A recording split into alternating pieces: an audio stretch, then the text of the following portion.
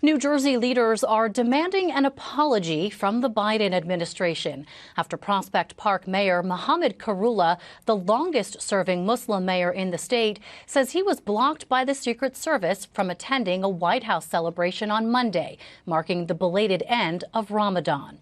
Karula says he was personally invited to attend, but told just hours before the event that his security clearance was denied, with no explanation.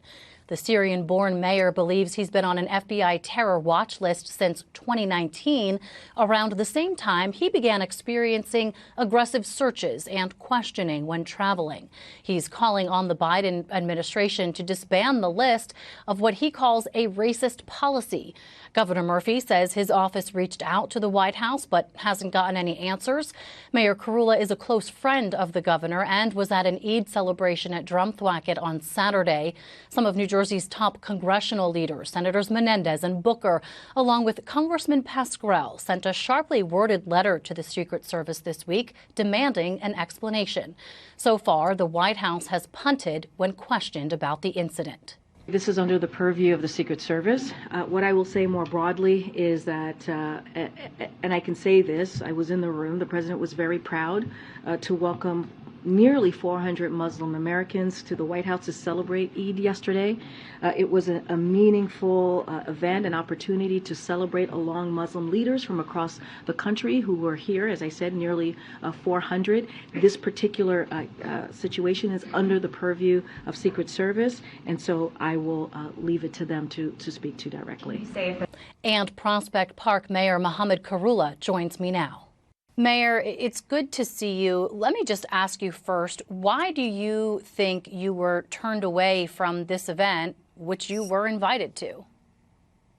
Hello, Brianna. Thank you very much. I think it became apparent after speaking to the Council on American Islamic Relations that I have been placed on some type of watch list in 2019, which explains my traveling difficulties.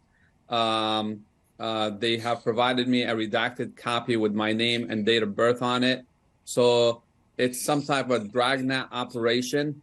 The question now is, why did I get on that list and how do I clear my name? And this is not a question for me only.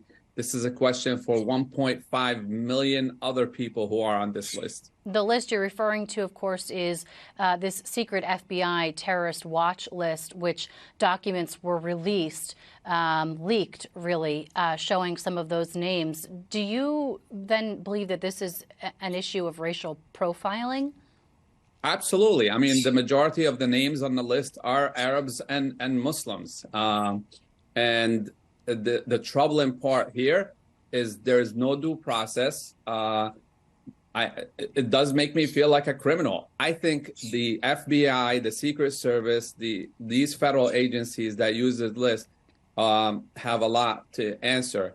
And I think our president is the only person who has the power now to disband this list or revamp it in a way that it doesn't trap innocent people and destroys their lives. Well, yeah, I mean, describe for us what that has been like in terms of, as you said, traveling difficulties and other times when you feel you've been pinpointed.